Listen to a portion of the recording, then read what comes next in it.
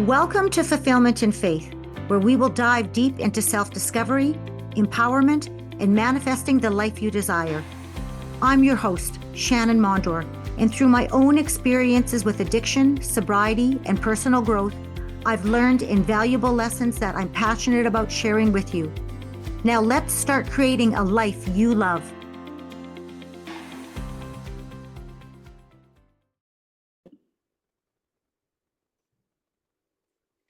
Hello, everybody. My name is Shannan Mondor, and I am the host of my podcast, Fulfillment in Faith. Today, my guest is Tanisha Adams. Welcome, Tanisha. How are you? Hi, Shannan. Thank you so much. I'm doing great. How are you? I am absolutely fantastic. I So, love that. I'm really good because I'm getting to the end of my children's school year. So how can I not be happy and thankful about that, and maybe not have so many early mornings throughout the week for sure. But life's good. Life's good.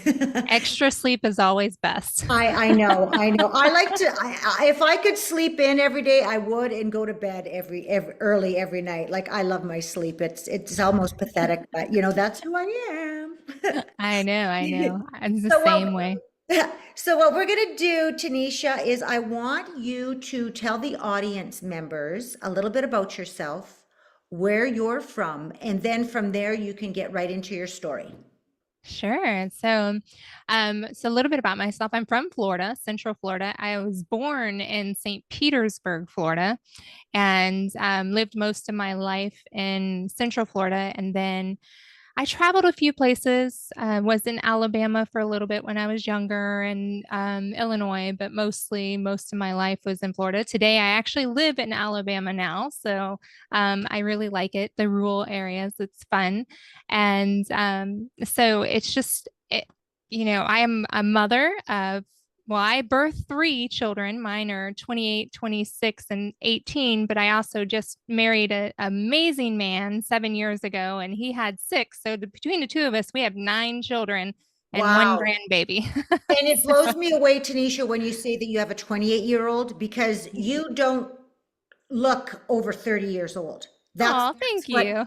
seriously, it just blows me away. Yeah, you are so Uh, young looking.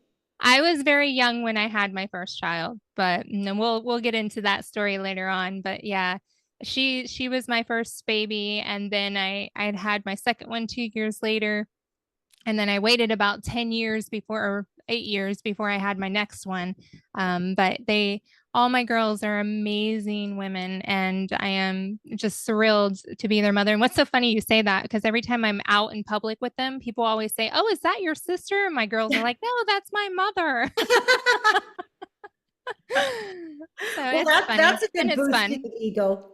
Yeah, yeah, it does. I just gotten used to it, and I just smile and I'm like, no, those are my babies. They came from me.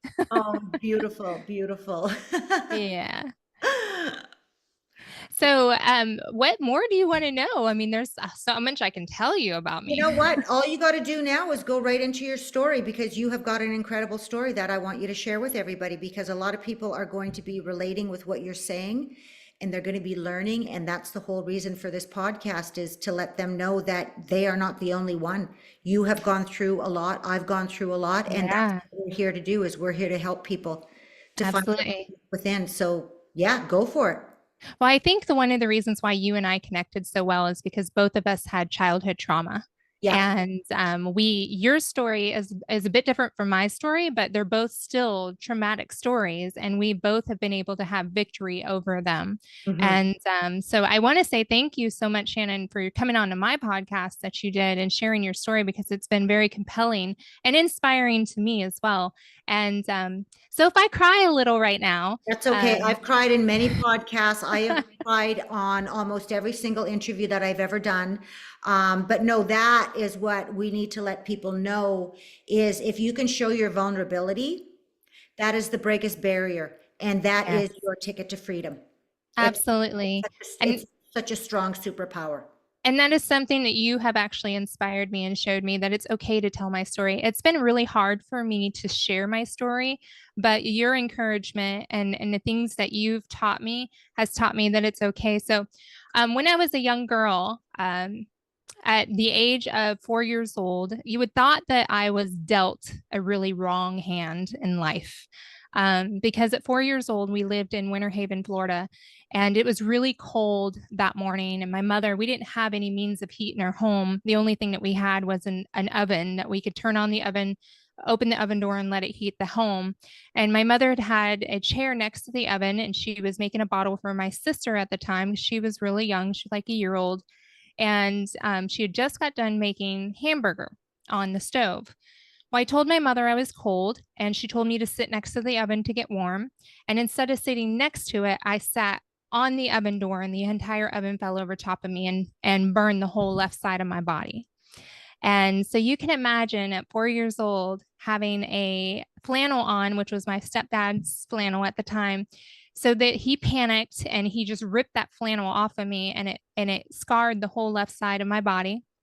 And then I was airlifted from Tampa to Cincinnati, Ohio, where the Shriners took care of me, and they had put plaster on my body, plastered me. And it's so crazy because even though I was 4 years old and I'm 45 now, I still remember this as if it was yesterday. But I remember the coldness of the plaster and the smell of the hospital. And I just remember all of that, which is crazy. But I guess when you go through so much trauma, there's two reactions you have. You can either remember it in detail, or you completely put it out of your mind and forget all about it. And so I always have remembered everything that's ever happened to me. And I think we'll get into the reasons why I feel like I have.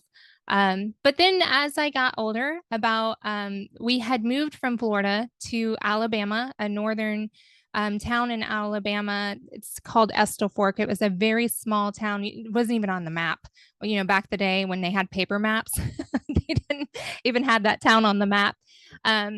But from the ages of 6 to 8 years old, we were there, and we lived in a little shack. We didn't even have running water, and it was just so many things that you would thought that we were Amish because we had no running water, no bathroom.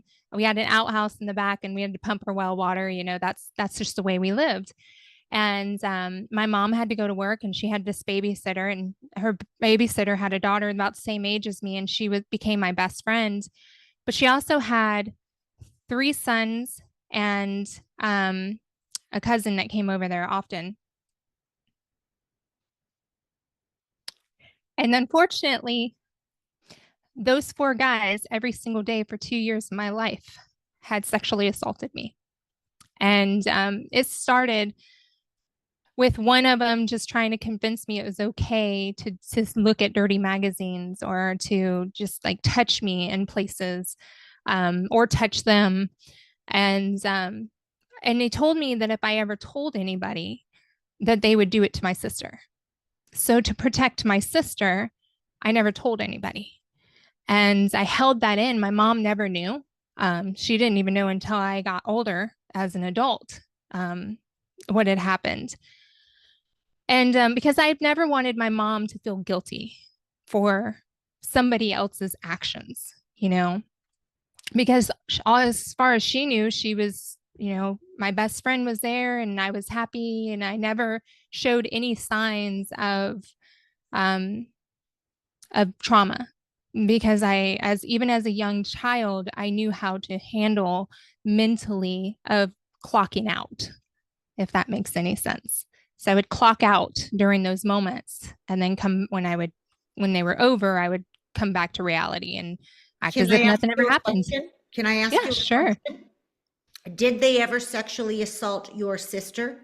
Because no. what they said to you, they could have said to her. No, they never did. I've talked to my sister about it, and as far as I know, she's never told me that they have. Okay. And she's never showed any signs that anything ever happened to her. Okay. So which is good. Yeah. So, but yeah, so I still remember all that. This is one of the things when I was writing this in my book, and I was writing the details of things that happened in my book, it was probably one of the hardest chapters I'd ever written in my life. And it took me literally 5 hours to get through it. When I got done with the chapter, I got up and I just hugged my husband really tight. And I was like, that was the hardest thing I'd ever done. Mm-hmm. And he said, but how do you feel right now? And I said, I feel free.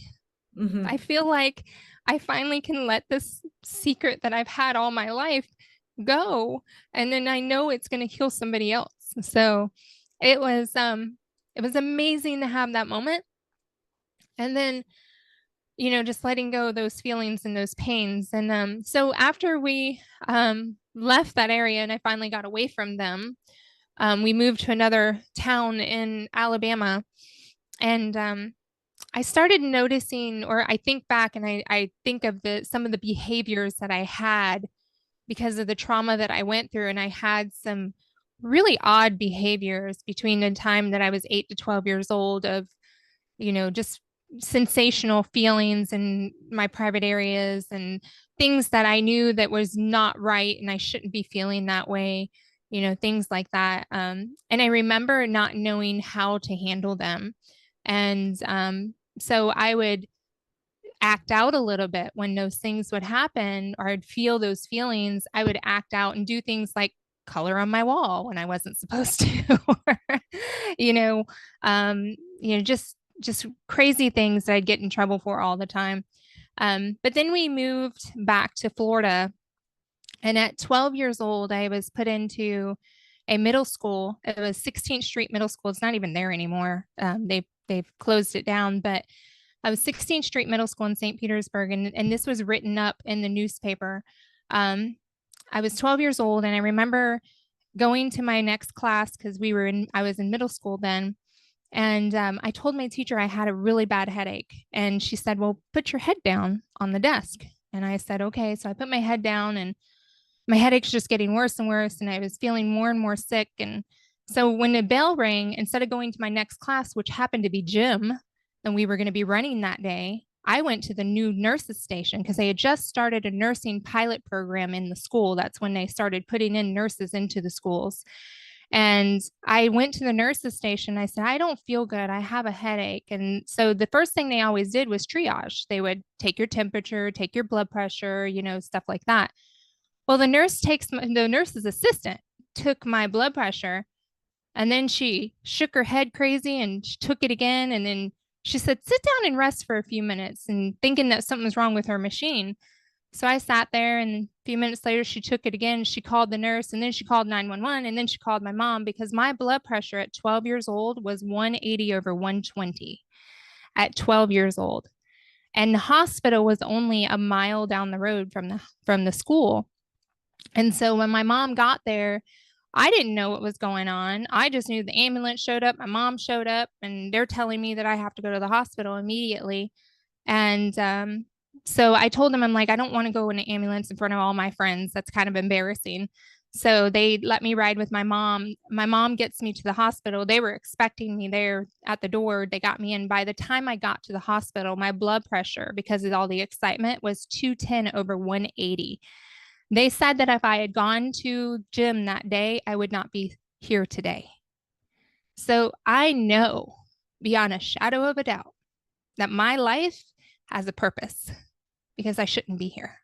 There was too many things that happened to me as a young child that should have taken me out, and it didn't. So the source of that high blood pressure was my right kidney was malfunctioning and should have been functioning properly. And it was my left kidney was trying to overcompensate what my right kidney should have been doing. So 2 weeks later, they removed my right kidney. And so I've lived all my life with just one kidney, been perfectly fine ever since. And in fact, my left kidney is perfectly healthy and I don't have any challenges. Now, they didn't know at the time what had caused that. But later on in life, I learned because of the trauma at 4 years old when I had the burn accident, that started to deteriorate and then dehydrate my right kidney. So that's what happened. And so throughout the time of, all of this trauma from 4 years old, 6 to 8 years old to 12 years old, I just became like a shell of a person.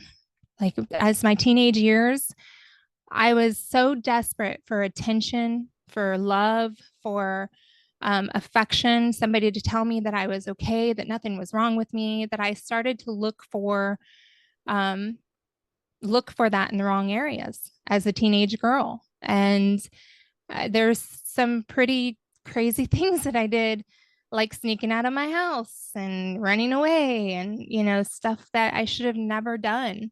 Um, but through those things, I've learned my strength now that I look back on it. And I feel like all of those affected my mindset and they affected my relationships.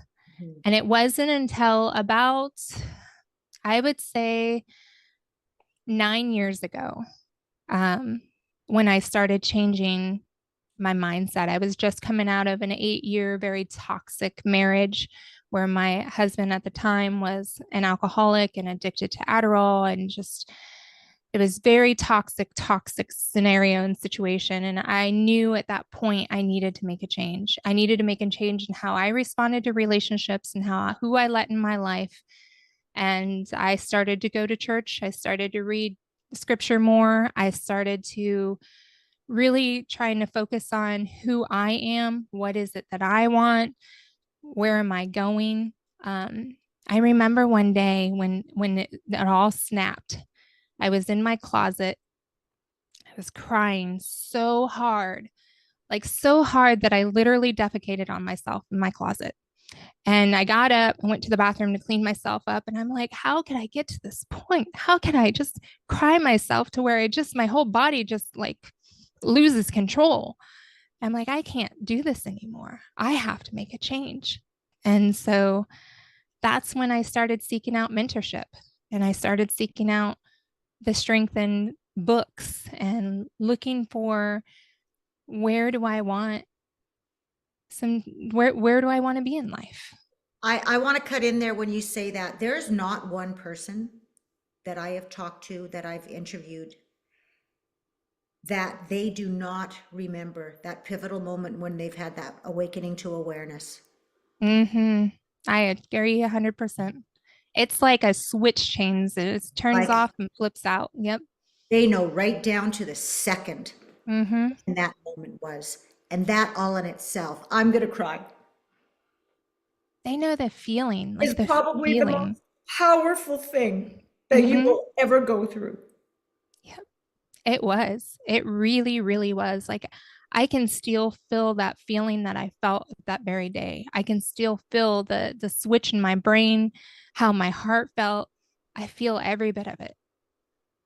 It's it's exhilarating and it's scary at the same time.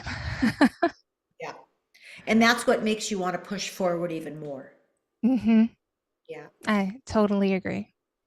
So what took place after that, Tanisha? So I decided to make the change. I ended up getting a divorce. And shortly after that, I had met with my now husband, and I really feel like he was the the like the gift that says, "Hey, you woke up.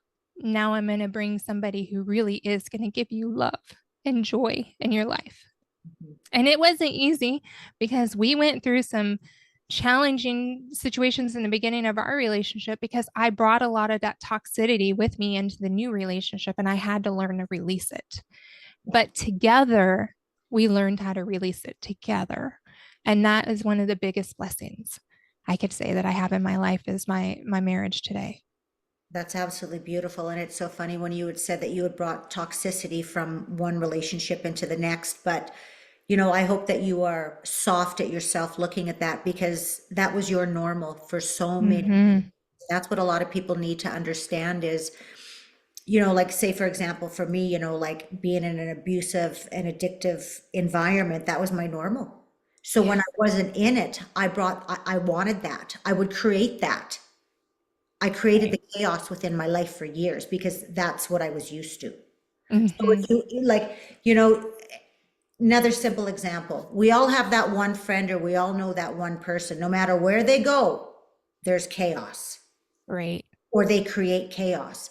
That's because that's their normal. They like Mm-hmm. that they're used to that. You Right. know? And it's the same scenario. Mm-hmm.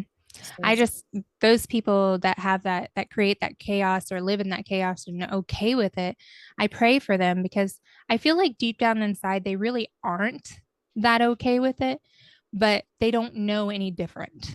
That's exactly what They it is. don't know what they don't know. Different. Yeah. And they won't know the difference until they're actually totally step out of that environment totally and completely. And they look at their life at a totally different perspective, which is also their awakening to awareness. So they're not Hmm. there. They're not where we Exactly. are, right? Exactly. I So agree. looking back at your journey,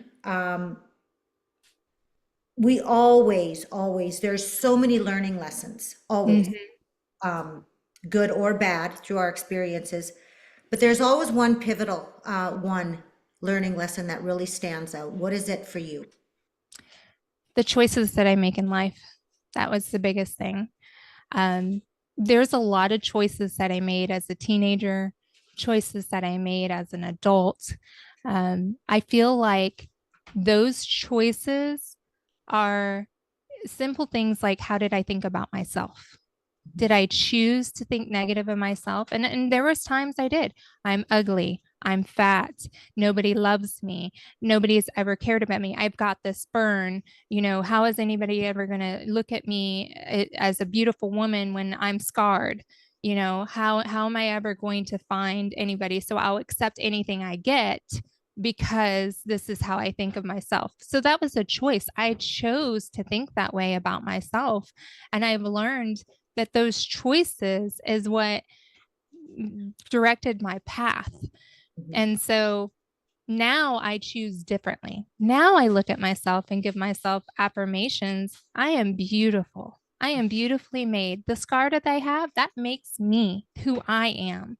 That is solely what I was gifted with. I have stretch marks from having my kids. Those were a gift to me. Those are beautiful. Now I can wear a bikini and I don't think twice about walking on a bathing suit. People seeing my scars, seeing my stretch marks. I don't.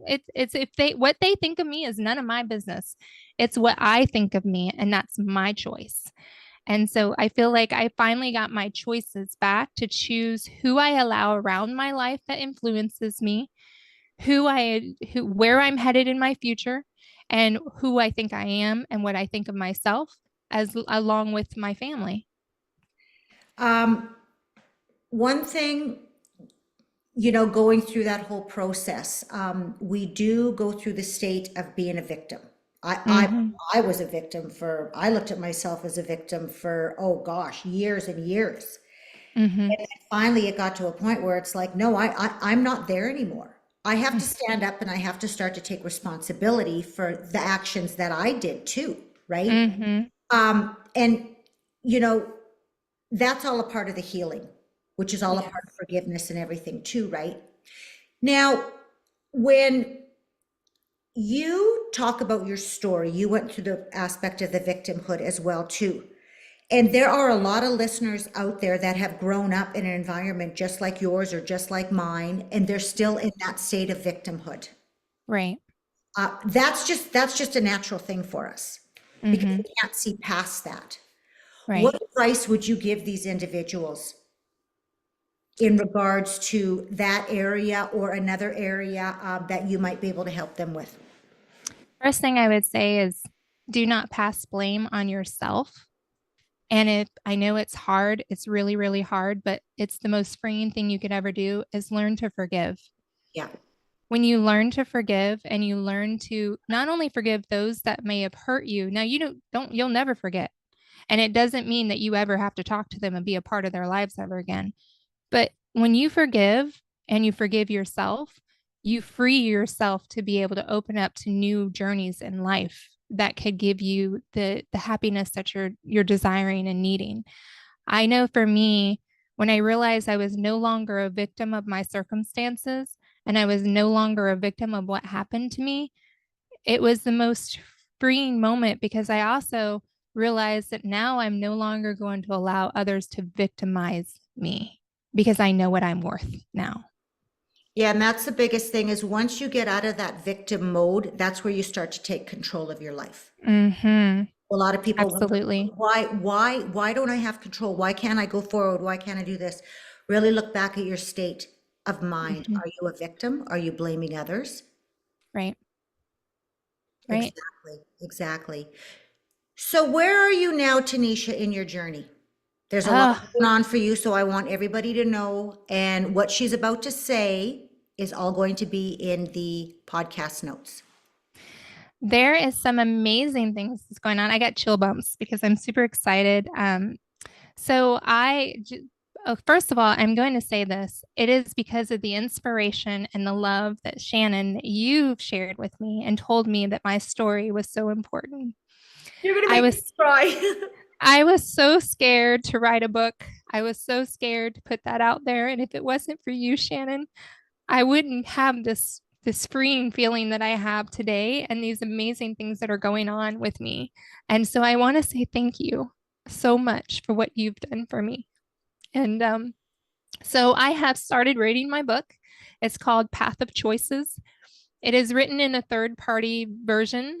It's not me telling people things in my life, it's me telling a story about a writer who talks about her life and talks about her past. And she talks about, and then when she walks away from her desk, she goes and talks to her husband and she tells her story about how her and her husband met. And so you got two different stories going on in this book. And it's a beautiful story. I go back and I reread it so that I can edit it a little bit, and I'm like, wow, who wrote this? So I'm super excited about it because it's given me that freedom and joy in my life. And so I should be done with the book and have it published by the end of September. It's something I never thought that I could ever do. And with the passion and love that Shannan has shared with me, I now see that it is something it's needed. And I'm looking at this book as something that's going to heal others. It's a healing book. And I'm excited to hear other people's story and how it's going to help change their life. The other thing is that I have a website called Healthy Mindset Miracles. And in my website, you'll have access to my podcast. And as of July 23rd of this year, I'm starting a 6-week manifestation course. That's something I've studied and done and have been able to master myself, manifest some things in my life that have been incredible. So that course is pretty exciting for me because of the way that I'm putting it together. There's going to be homework and worksheets for people to start manifesting amazing things in their life and getting their mind into a healthy mindset so that they can grow and become stronger in the future. And so I'm super excited about that. And just I told Shannan before we started, I had one of the most amazing things happen to me right before we got on here to record. I'd gotten an email that I've been waiting for 2 years. I've been manifesting this happening, and it's finally got the email after 2 years of manifesting this. And I can't talk about it until the paperwork's done, but I'm so excited, and it's a beautiful thing. So, and I cannot wait to hear other people's stories of how their life is going to change. Oh, goodness. Well, this was quite a tearful one for me. So, this was absolutely beautiful having you on, Tanisha. And I want to thank you for sharing your story. And I want to thank you for being on this podcast and definitely for being a part of my journey. So, thank you so much for everything. I love you dearly, and thank you so much for having me on here and giving me this opportunity to share. And one of these days, I'm going to give you the biggest hug when I see you in person. I might squeeze you a little.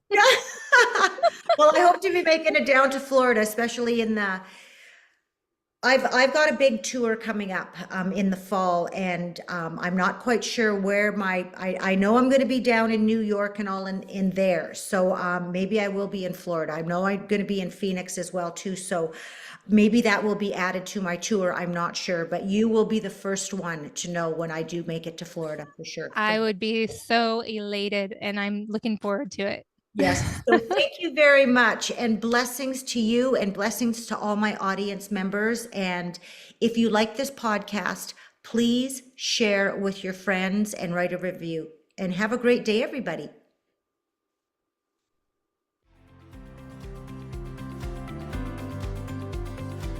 Thank you for tuning into Fulfillment and Faith. If you're ready to take your faith and empowerment to the next level, Connect with me at shannonmondor.com. Remember, you are not alone on this journey. Together, we can create the lives we love. Until next time, stay empowered and keep the faith.